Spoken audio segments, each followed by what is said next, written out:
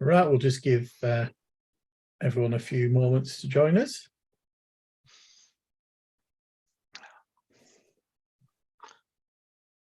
People are coming into the room now. Cool. Good afternoon, everyone joining us.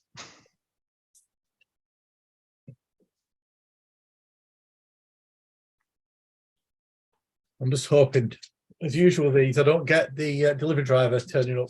They always seem to know when I'm doing a webinar because I have a very large dog. It's going to be a bit distracting. With these days, with all the post strikes on, I never know when things are and aren't turning up. There is that. There is that. Welcome, everyone who's joining us. I see there's some more people still coming in, so we'll just give it a couple of minutes.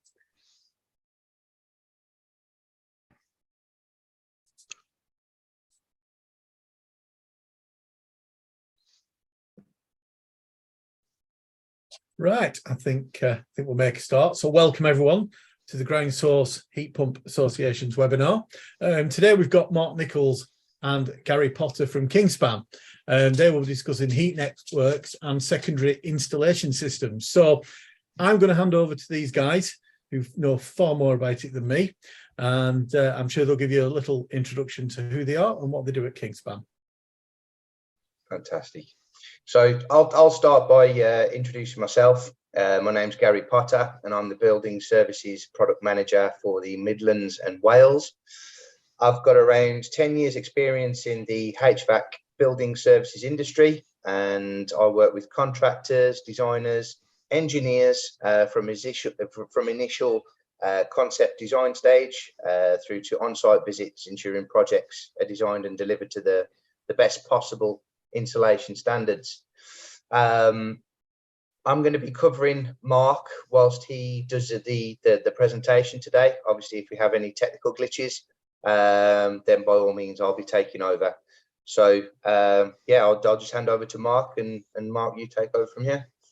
Cool, thank you, Gary. Good afternoon, everyone. As mentioned, I'm Mark Nichols from Kingspan Technical Installation. So I'm the National Business Development Manager, looking after our building services installation products. So basically all pipe ductwork installation.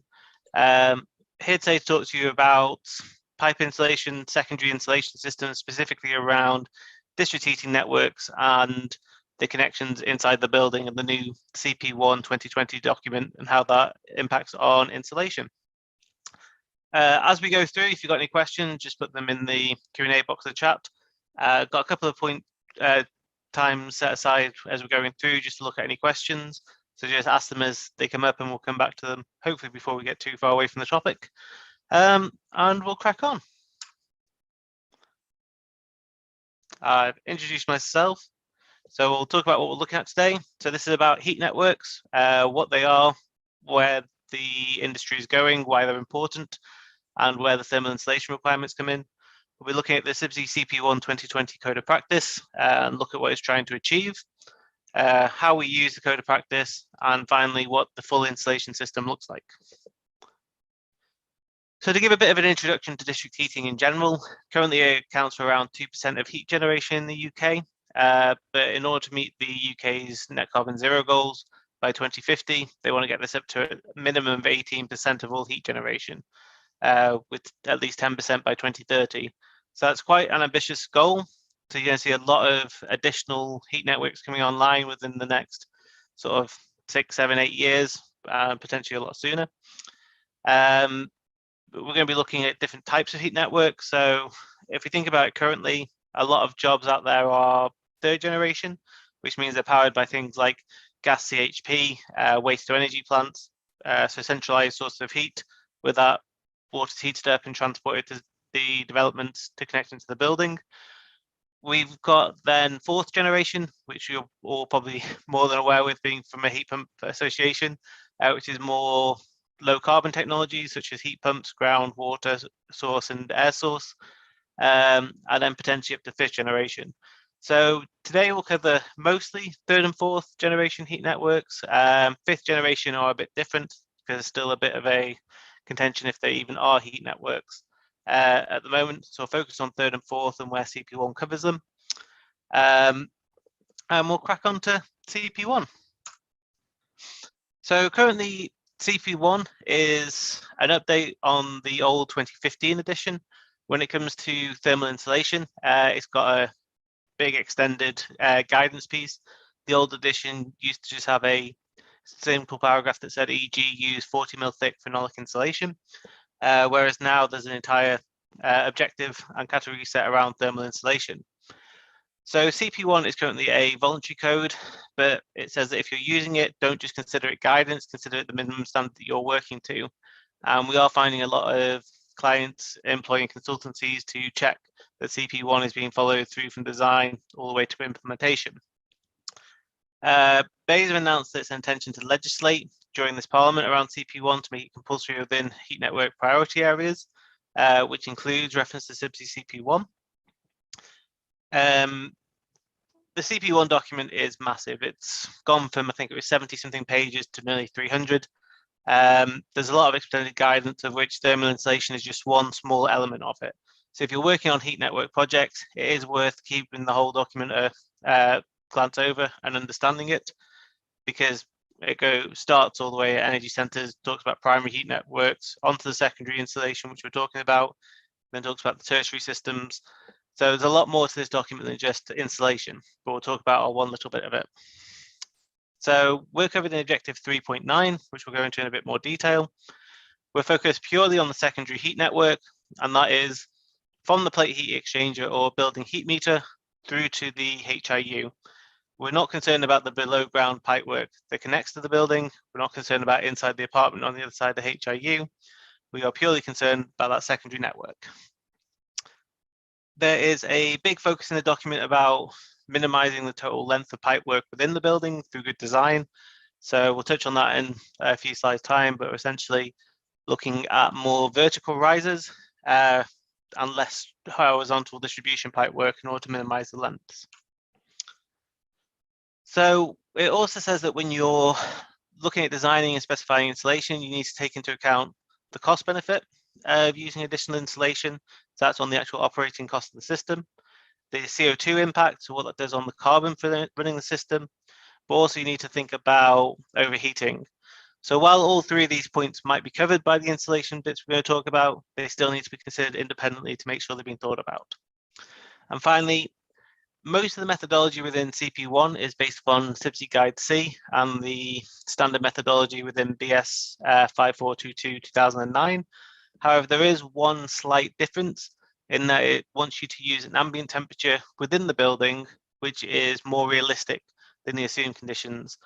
So it suggests using 20 degrees ambient conditions inside a building, but if you've got other areas that are exposed, like car parks, then taking that into account and doing your calculations accordingly. So the way that CP1 is laid out is essentially got key outputs and it's got best practice. So the key outputs are what you need to do and what you need to log and keep evidence of, and the best practice is what you need to aim towards. There are also some maximum permissible figures in there to give you sort of a range of guidance. So the outputs for thermal insulation, so for 3.9, you should have an optimized internal network design, keep one stride in HIU requirements. When it says output 3, that's stage 3 design that should be happening. For output 3.9b, you should have your detailed internal pipework installation specification. And finally, you should actually have all your network heat losses calculations to support this. It shouldn't be a case of, oh yes, we want British standard thicknesses, whatever the standards say for that size. No, you need to actually calculate all your losses and demonstrate that.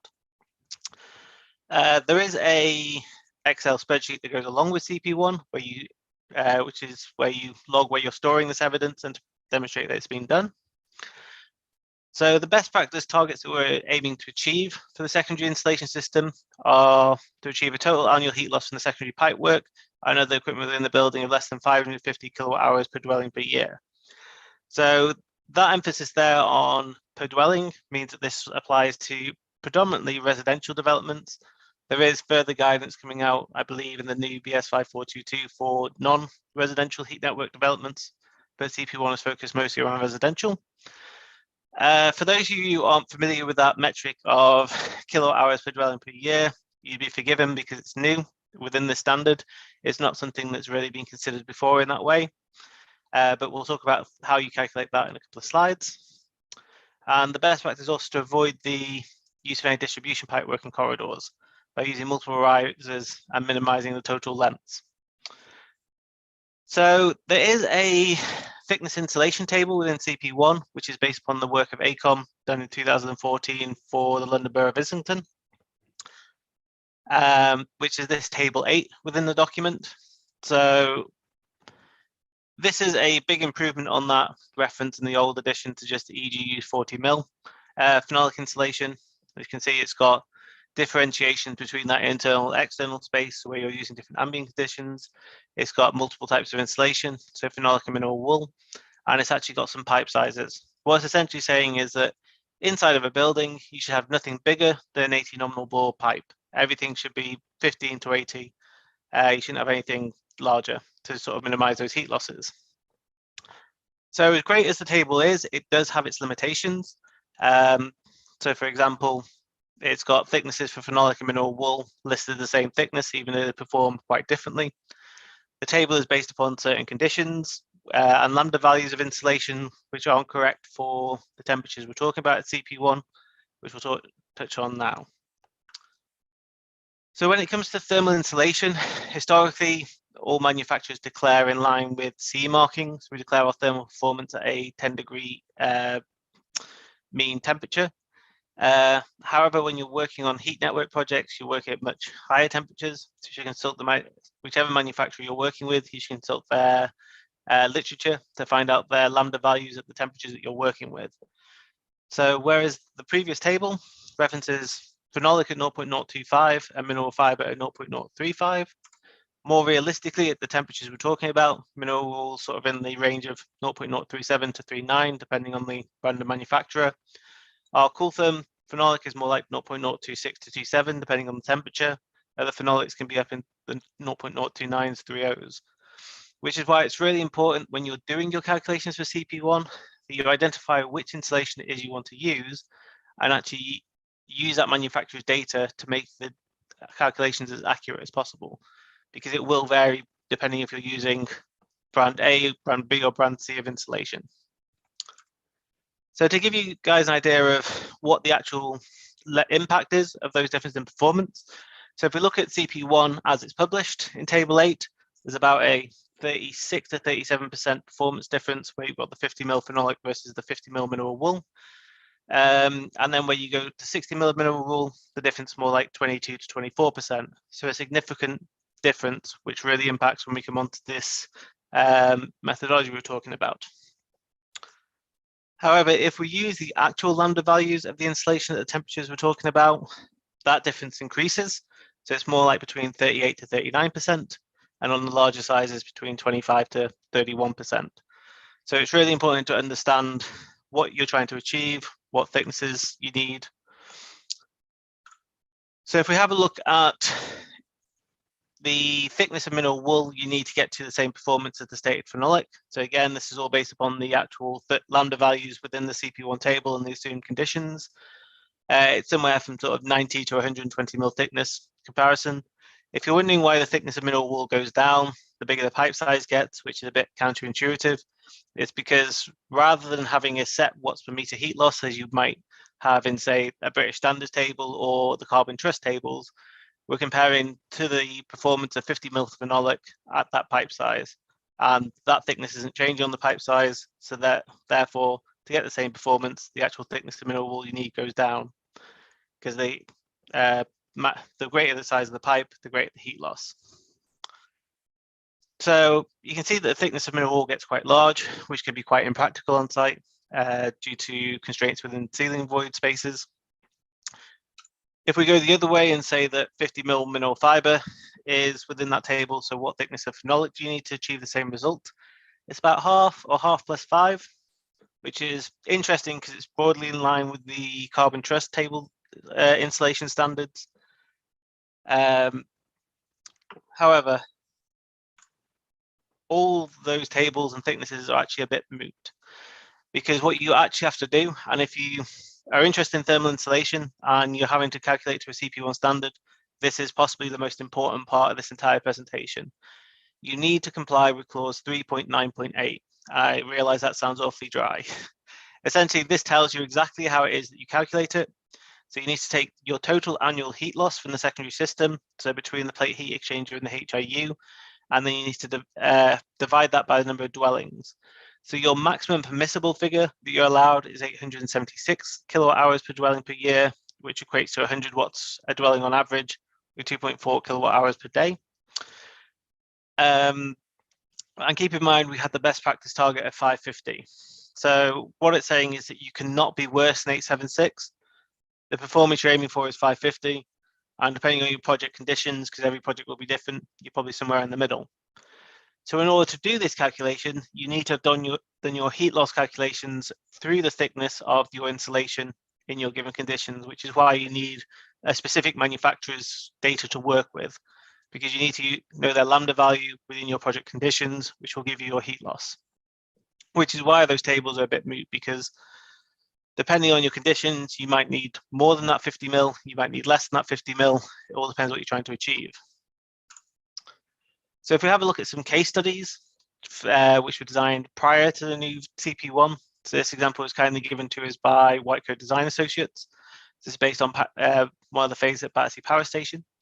It was designed to the Carbon Trust's energy technology list levels of insulation, a 70-degree mean flow temperature.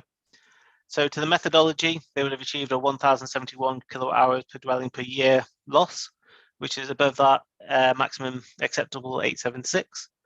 And if they redesigned the project and used 50 mil phenolic throughout, that would have brought the heat loss down to less than 300,000 kilowatt hours per year, which would have brought it down to 777 kilowatt hours per dwelling per year. So it shows that some projects before, which were compliant with the old CP1, won't be compliant with the new CP1. This is an example given to us by Hero and Colleague Consulting Engineers. So they use the new CP1 standard on a recent project, much lower flow and return temperatures than the Battersea example, and their kilowatt hours are down at 642 kilowatt hours per dwelling per year. So well within that maximum acceptable, but still actually a bit short of the best practice. So just because you're using the new CP1 standard doesn't mean that you're going to achieve the best practice. There's a lot more, what's the word I'm looking for? There's a lot more detail that goes into it than that. So if we have a look at some previous examples, so project B was taken from a pre-CP1 2020 project where they used the energy technology list levels of insulation, again, a lower flow and return, and they were able to show compliance with the project at these 25, 30, 35 mil thick levels of phenolic. So they were within the maximum acceptable, but still well short of the best practice. So it is possible to achieve this with a thinner insulation solution. But another project which was, again, ahead of its time, so you used 50 mil phenolic and then larger, where it had larger pipe sizes. Again, lower flow and return, so more in line with this fourth generation heat pump system. Again, came out in the 700s. So what we're finding is that if you're just using the CP1 tables, if you're running at a standard operating condition of about 75 degrees, you're probably there or thereabouts for 50 mil. If you've got a lower flow temperature, you can potentially go for smaller thickness, but you'll need to go bigger if you want to chase the best practice. And if you've got a older network that's running at a higher flow temperature, you're probably going to need to go up to sort of 60, 70 mil thickness of insulation in order to hit these parameters. So the reason that these flow temperatures have such a big impact is because the lower the flow temperature, the lower the heat loss, which sounds a bit obvious, but it is essentially that simple. So if we look at the difference between 75 degree down to 60 degree flow, every 5 degree that we lower the flow temperature, we decrease the heat loss by between 11 and 14% without adjusting insulation thicknesses. So this is why a project at 75 degrees, which needs 50 mil, might not need it down at 60 degrees flow. And as we're heading more into fourth generation heat networks, say if we're using a ground source heat pump system, these are sort of the levels you're looking at. Although the question then is, just because I can use less insulation thickness, should I use it? Or should I then be chasing after that 550 as long as I've got the space, the requirements? I think that'll be a job by job, project by project question to answer. So CP1 has this Excel spreadsheet that comes along with it. So this has got, I think, something like 500 outputs in total, of which installation is 3, maybe 4 of it. But essentially, you need to make sure the output has been completed and evidence of where you've stored that evidence is done. So the heat loss calculations and the detailed installation specification in this case. And you also need to keep your stage 2 heat loss calculations as well, the initial calculations. If you're not familiar with this Excel spreadsheet and you are working on heat network projects, please at least have a look at the CP1 in the Excel spreadsheet, because you just need to be aware about where it applies, where it affects yourselves. So coming back to this point about pipework layout and the emphasis on more risers. So historically in residential developments, example A here is probably what you're familiar with. So you've got a single riser shaft, long distribution runs with branches off into the apartment, and the HIU might be anywhere within that apartment. So the problem with that is that you've got long branch of distribution, longer branches out into the apartment, and the greater length of pipework you've got, the more heat loss you've got. More recently, you're probably familiar with example B, where you've again got a single riser shaft with long distribution down the corridors, with short branches to the HIUs just inside the apartment. Again, slightly better than A because you've shortened that final run. But what CP1 is saying, if you want to aim for these sort of 550 best practice targets, what you need is the multiple riser approach. So where you've got, I think usually it's a single riser to the roof, distribution along there with dropping down through multiple risers servicing 2, maybe 3 HIUs at a time. This shortens the overall run because you've not got flow and return lengths down every single corridor along the development. You just got the flows to the top, along, and then down the risers and back into the system. What I would say is that since we've been working on CP1 2020 projects, the only ones that are getting near this 550 target are the ones using the multiple riser approach. Using traditional long distributions in the corridors, we've seen some in the 600s, most are coming out in the 700s, and a few are still into the 800s. So if you are chasing best practice, you do need to look at the riser shaft situation, but it's not just as simple as saying I'm going to have a few more riser shafts in there, because that needs to be considered early in the design, agreed with the architect, and have that space made ready. So that's more of a whole project design consideration. It's not something as a specifier designer you can just say, oh yeah, we're going to have multiple risers here, here, and here, because it's not quite that simple. But it needs to be considered early design stage if you're going down this route. So some final points just to mention on what CP1 says about insulation is that you also need to take into account the full system. So historically, when we're doing calculations and designs, let's say we're working in BIM, Revit, we're doing our calculations, we know that there are 5,000 meters of a 32 nominal bore pipe in this building. So I'll just do my heat loss per pipe size, times it by my length, and I've got my heat loss. It's not quite that simple, because inside of a building, you've got pipe supports on that pipe run, you've got valves, you've got flanges, you've got drain cocks, you've got anchors, you've got everything else that's part of that pipework system that's never historically been allowed for in the calculations.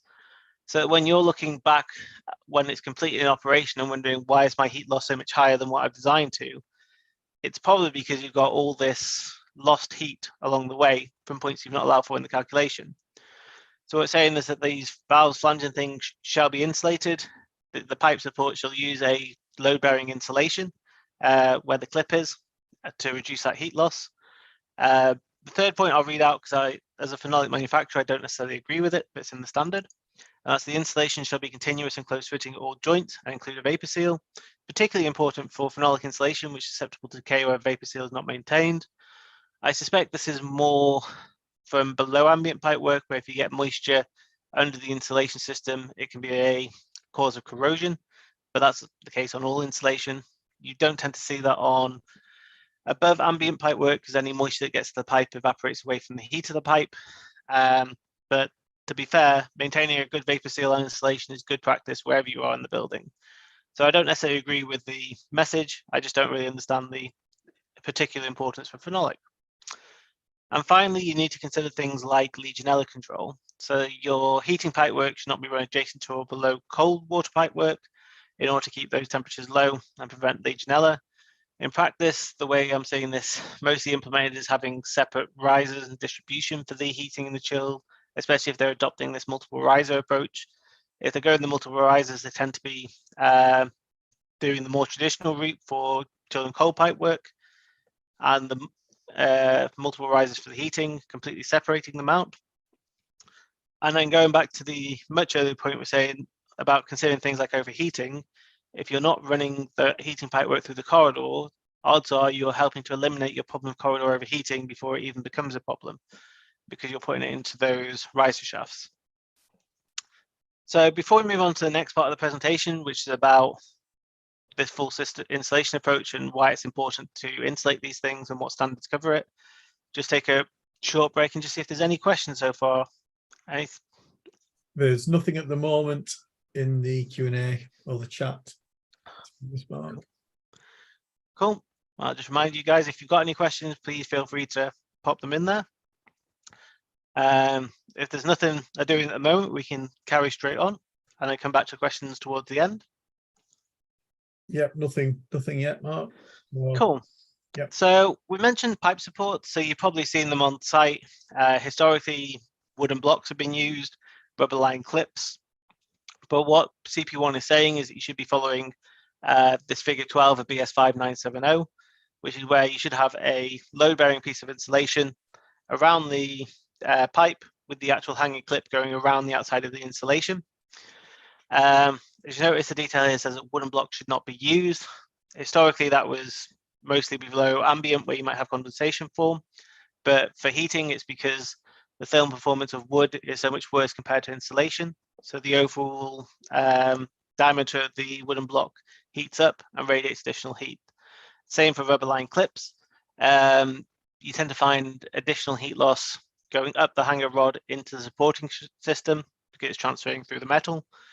So what I'm saying is you shouldn't be using rubber line clips there. There is another figure within the standard, which is figure 13, which is non-preferred, which is if you are using something like a metal clip or rubber line clip, you should be insulating over the top of it and 4 times that thickness of the thread rod. When it comes to CP1, I'm not sure how practical it is to have 200 mil thickness of insulation at the thread rod, which is why they tend to go towards the insulated support route. It's important that any insulation used at the support points should be load bearing because they have to take the weight of the pipe.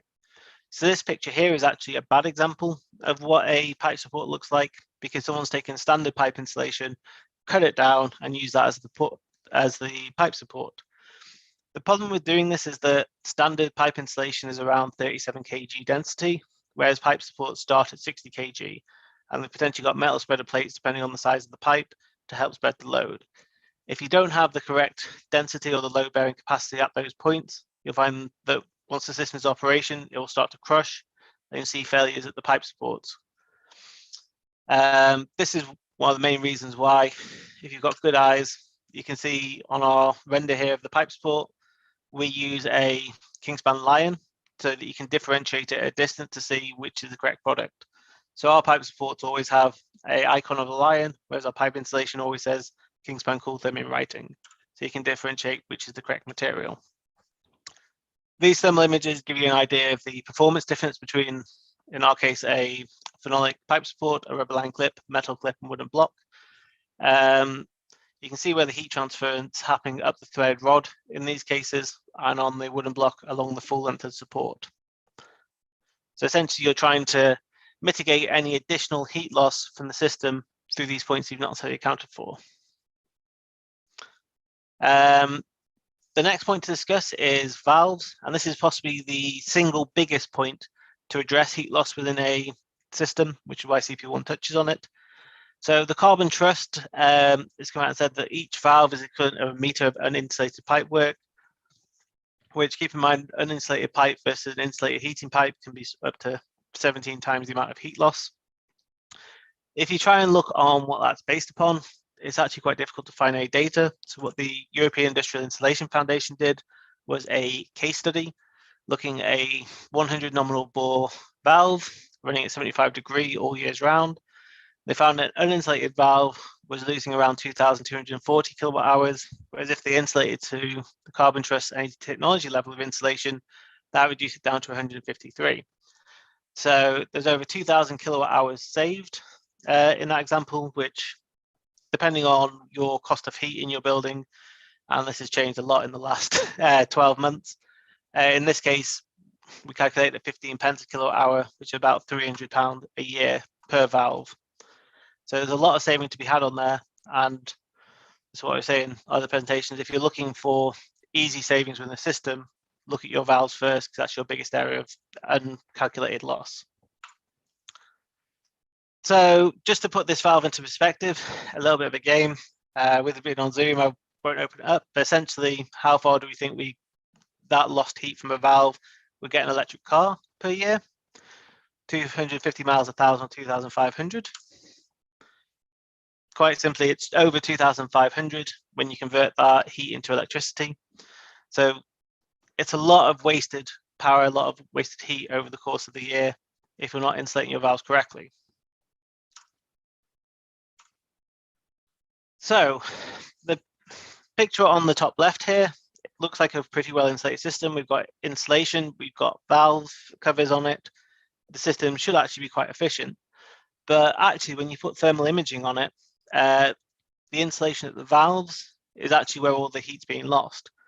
And that's because if you think about traditional valve jackets that go on at these points, they're not a rigid foam insulation such as our phenolic. They tend to be made by a converter or specialist manufacturer, a Velcro bag filled up with a form of mineral wool, wrapped around it at sort of a nominal 25-50 mil thickness and sealed. So if you go and look for thermal performance data on a valve bag, I've never been able to find any. It's not a manufactured product that's manufactured to a standard. So it's actually hard to calculate this even if you're trying to calculate the heat loss.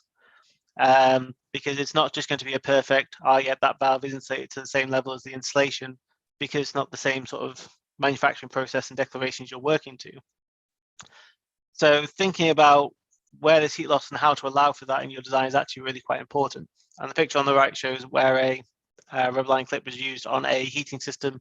You can see the heat being lost at that gap. So furthermore, heat can be lost elsewhere in the system just by the way that things are done on site, the way that things are installed.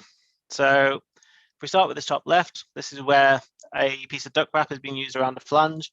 It's actually quite difficult to get a vapor seal between a insulation and a flexible insulation like a duct wrap. So you tend to find moisture ingress, which is where you get problems like corrosion.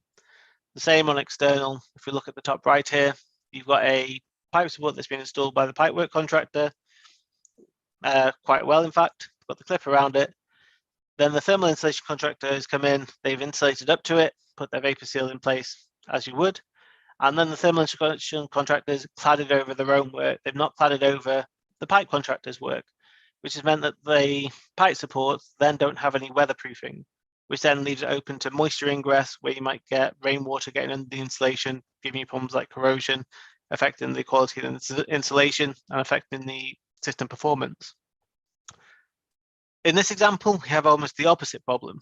So a pipework contractor has actually put protective sleeves around the pipe supports to protect them, which is actually fairly good practice.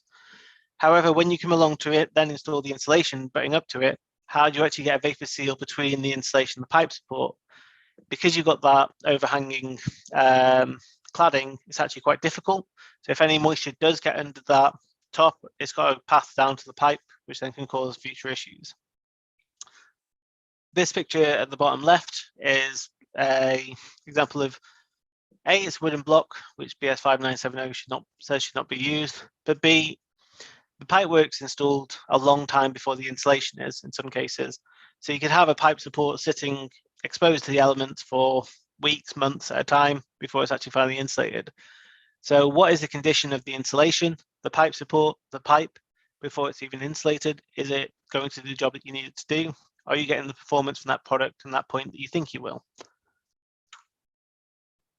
So on the similar point of exterior, this bottom right-hand picture here is where a PIB has been used.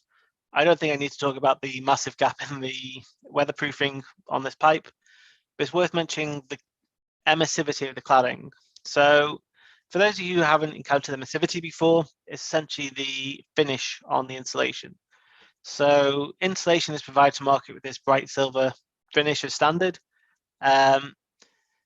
For heating pipe work, that's beneficial because it affects the way in which heat radiates and reflects away from the surface of the pipe. When you change that surface by, say, applying a paint, an additional foil, a PIB, any sort of cladding, then the emissivity of that new cladding takes precedence over what was there before, which if you change a silver finish to a black finish, it means that heat will transfer more readily through, which means that you actually need to increase your insulation thickness to do the same job. Conversely, on chilled and cold pipe work, adding something like a high emissivity PIB or foil is actually beneficial because it helps with condensation control. But again, it's that nuance of what impact is this cladding having on the performance of the insulation under it? And it's actually more than people think. So this is another place where you think, okay, I've calculated I need 25 mil insulation. I've put it out there, I've cladded it, waterproofed it, and now it's not doing the job. What's going on? It might just be a case of the emissivity is making that perform worse than you calculated. This picture on the left was a project that was left, I think, over COVID. It wasn't fully watertight. We came back and this, believe it or not, was a wooden block, which had beginning to grow mold of all things. The pipe work underneath it, you can always see elements of corrosion happening. And again, it's just that point of, is the pipe work, is the support actually fit for purpose when it's being installed? And this picture at the top is taken from a district heating project where we had thermal insulation into a wooden block, which then goes into a flange, which has been covered with duct wrap and continued. So in your traditional calculations, let's say this is a 100-meter run, you would calculate for 100 meters of insulation, or actually every 2 to 3 meters, you've got a repeated pipe support and flange giving you worse heat loss. So it's all about how you're allowing for that. The final point we'd like to make on this is all about the installation quality. So we recommend that installation installed by TICA, which is the Thermal Installation Contracts Association. They run the CSCS skill card scheme. So in theory, operatives on site should have been through the assessment centre at Darlington for TICA. The main reason is it gives you a reassurance of quality and give you somebody to go back to if there's issues with the state of the work. I'd say 75% of the issues we go to look at on site are caused by some form of poor installation or damage. If you've got someone who's a member of a registered association, it gives you a point of redress if you have issues with this. So what Kingspan can offer on this, we've got installation videos that show you how installation should be on. This isn't designed for a contractor to go and start cutting it and put it on site. It's more of a case of this is how it should be done and this is what a good job looks like. But where we're mostly called in is with these heat loss calculations. So looking at the given conditions for the site, calculating what our actual heat loss is through it to allow it to be plugged into that 3.9.8 calculation to give that exact heat loss. So if we're given the project conditions, we can give you our heat loss per meter, which then goes into the calculations. What we've done for some projects is what we call project-specific tech subs or technical submittals, where we essentially put this all into a project-specific document that says, okay, this amount of meters, this heat loss, this thickness, to make it nice and easy for contractors on site. Coming towards the end of the presentation, so we know a lot of people who work in BIM, etc. So if you want the files for our products, they're all online. I'm not going to go into details on it. If there's something you need that's not there, just contact us. We have internal BIM engineers who can make items. So if there's something you need, let us know. I won't go through this in too much detail. Usually at this point in the presentation, we're asked about various different levels of performance, whether it's thermal, fire, environmental, or just third-party approvals. So all up there for you to have a look at. I think the only thing not on there is we also have EPDs available for our pipe installation. So they're all available on the website if you want that. So to summarise, as the UK looks to meet its net carbon zero goals, the use of heat network is expected to grow rapidly over the next few years.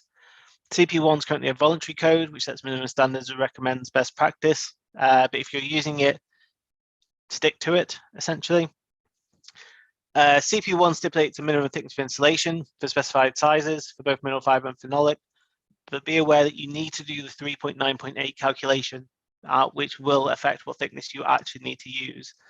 Don't get too distracted or just put in that table thinking it will meet the requirements of CP1, because depending on your project conditions, it might not.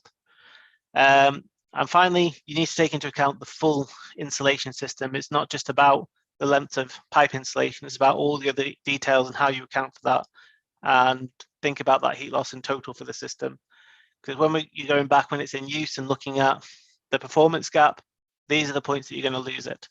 And depending where you are in the country, I know the London plan, for example, is looking at B-scene, which is looking back at those performance gap and how they can be addressed.